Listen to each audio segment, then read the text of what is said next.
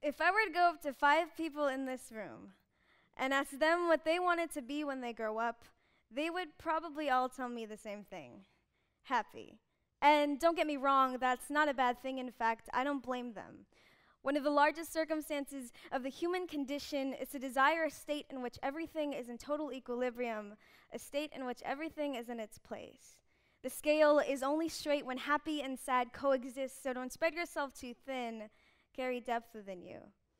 It's only natural that we seek solace in our lives in spite of our plights. We shun every ounce of misfortune from our stories in hopes of forging a life of solely happiness. And so, when I ask you what you want to be when you grow up, you will probably say happy. But I always found it kind of silly to construct myself and my life using my best moments as my crutches.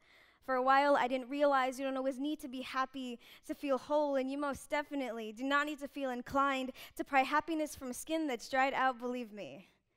Forcing yourself to laugh is just as hard as forcing yourself to get up in the morning for school or for a 9 to 5 or for anything. And some people like to tell me that no one will love you when you're sad. That forklifting fabricated positivity from the pit of your stomach when it feels like your world is crumbling around you is somehow so much better than being honest with yourself, and so they tell you to force it. Plaster happiness on your face until it becomes your middle name. See, consistent happiness is too good to be true. It's not sustainable. I found myself straying from happiness far too often, and over time, I began to hate myself for feeling emotions I didn't learn in elementary school, so I hid them away. Concealed them to stay in my pillowcases instead of my friends. A smile was our default, but little did we know that the more we hid our sadness, the more it ate us up from the inside out. I'll tell you one thing, I went through high school like this. I'll tell you another thing, it's still the biggest mistake I made to date. Shying away from confronting my feelings in lieu of finding comfort in them, it kept me from growing.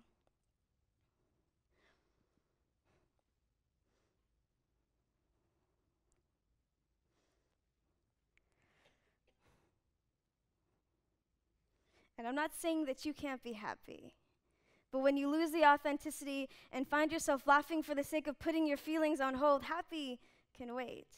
Happiness isn't always honest. Take it from me, it's one of the easiest emotions you can forge physically. So let yourself be real, just this once, for your sake. And I'm not saying sadness gives you a free pass to complain. I'm saying to use it as a tool to be better, think better, share better, find relief in the bad days. And some people ask me if I've had bad days. And it'd be nice to say no, granted, my days can be bad. They can most definitely be ugly, and I probably can't name all of the planets in our universe, but I can tell you that because of failure, I've seen enough suns and moons to be able to tell people I made it. Now you see, I write poetry, which means day-to-day drawbacks do more good than harm. It's more ammunition. Poetry has been my very own balancing act, and my sadness has only been preached as a tool to teach. I feel with every fiber the skin is drawn with, and sometimes I don't let myself feel hurt when I need to. Now you see, I write poetry. I was never one to believe in myself without a struggle. I fought tsunamis off with my bare fists before I could tell myself this life wasn't for me. And for the longest time, I've watched people make homes out of streets with hearts heavier than their own ribcages, turn your limbs into conversation pieces. Don't tell me resilience is a direct result of happiness. We derive strength from being too human, take boxing lessons from heartbreak to learn to use our fists for the punchline of a joke instead of a hospital bed for our enemies. We never learn from perfection. So forcing ourselves to feel like we're in a constant rotation of happiness is only a recipe for disaster. He was 9 years old when I saw him cry for the first time. He's got bronze skin from playing out in the sun too long, got his head stuck in a cabinet, don't know how it happened, but it did. I told him, baby, this is only the beginning.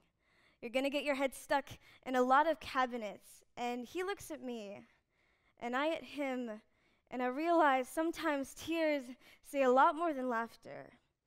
I want to tell him that every time he cries, another part of me dies. He reminds me that I'm not afraid to rhyme my tragedies. So caught up in our manifestations of happiness, we forget we have other feelings too. Because you don't just tell someone whose mom and dad split, left, died to look on the bright side. Because you don't tell someone who forget what it's like to wake up in the morning to find the light at the end of the tunnel, because you don't shut yourself on autopilot when someone tells you there's only light in a world of balance, because sometimes we need darkness to show us exactly what we fight for, exactly what we value. We are all man-made, crafted by holy digits. We are raw. And so I'm learning to unlearn what prevented me from understanding that sometimes adversity can teach us so much more than pretending we're always okay. Thank you.